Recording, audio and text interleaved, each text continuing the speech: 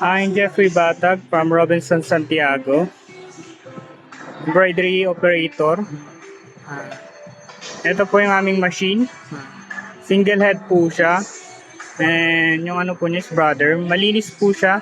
And then, everyday meron po siyang maintenance. Especially nilalagyan po namin yung oil, yung bobbin thread po niya, yung mga sa lower thread. Malinis po. And then yung monitor po niya.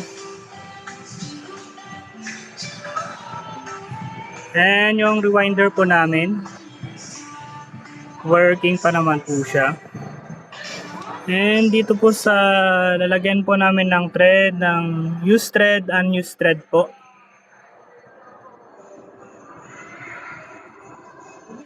And then ito po yung aming lalagyan ng tools. Sama po ng lalagyan din po ng mga frame po namin. May sarili rin po siyang lalagyan. And ito rin po yung aming embroidery maintenance na checklist everyday. And then meron po kaming nakalagay na witness for everyday po.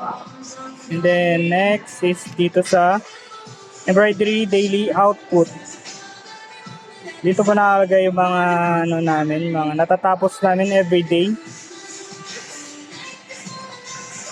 So ngayon, meron po kami ngayong tanggap na 12 pieces nameplate na hopefully matatapos siya mamaya. And then next is ito po, embroidery inventory. Dito po nakalagay yung inventory ng aming thread. Every month po meron po akong inventory sa mga thread ko po. Para malaman ko po kung ano po yung wala at i-order pa po namin. Yun lang.